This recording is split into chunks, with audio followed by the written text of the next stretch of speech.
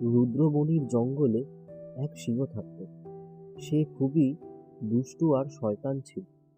অনেকদিন ধরে সে শিকার করতে না পেরে সে প্রচণ্ড ক্ষুধার্ত হয়ে উঠেছিল। প্রত্যেক দিনের মতন আজও সে শিকার করতে বের হয়। একই অবস্থা, জঙ্গলে কি খাবার শেষ হয়ে গেল? এই কদিন ধরে আমি একটাও শিকার করতে পারলাম না। এদিকে খিদেতে আমার পেট জ্বলছে, আজও কি শিকার পাবো না? অনেকক্ষণ ধরে শিকারের খোঁজ করার পর সে একটি হরিণকে হত্যা করে আর তার মাংস খায়। আহ, শান্তি! কতদিন পর আজ মাংসের গন্ধ পাচ্ছি। আজ পেট ভরে খাবো, কতদিন পর। এরপর সে তার বাসার দিকে ফিরে যেতে থাকে। এমন সময় হঠাৎ সে একটি সুন্দর ছাগল দেখতে পায়। সে ফন্দি আঁটে কি করে সেই ছাগলটাকে শিকার করা যায়। আজকে তো আমি পেট ভরে খেয়ে ফেলেছি, আজ আর ছাগলটাকে হত্যা করব না। যাই, খোঁজ খবর নেই ওর কাছ থেকে। ও কোথায় থাকে এই জঙ্গলে? কাল ওকে হত্যা করব।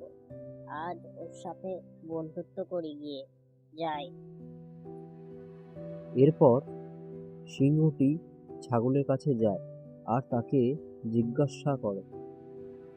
এই যে ছাগল, এই জঙ্গলে আজ তোমাকে প্রথম দেখলাম।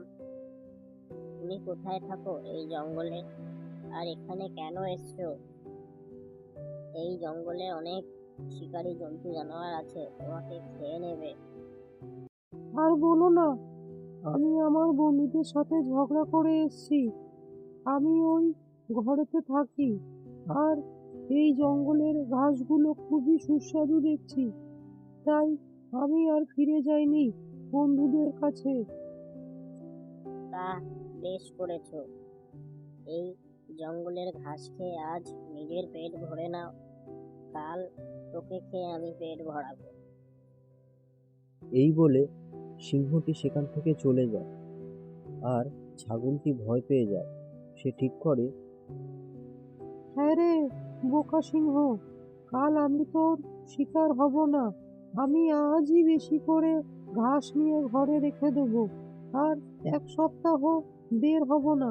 দেখি তুই কি করিস। পরের দিন সিংহটি ছাগলের বাসার কাছে যায়।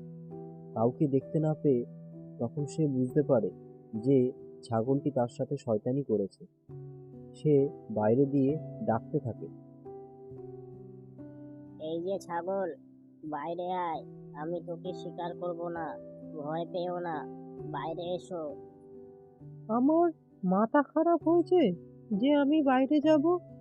আমি বাইরে গেলে তুমি আমাকে খাবে। শয়তান সিংহ, তুই যা এখান থেকে।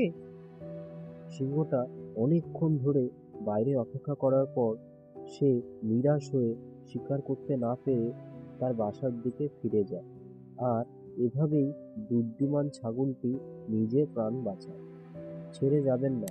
গল্পটি ভালো লাগলে লাইক, শেয়ার, কমেন্ট করুন আর চ্যানেলটি সাবস্ক্রাইব করে আমাদের সাথে জুড়ে থাকুন। নমস্কার।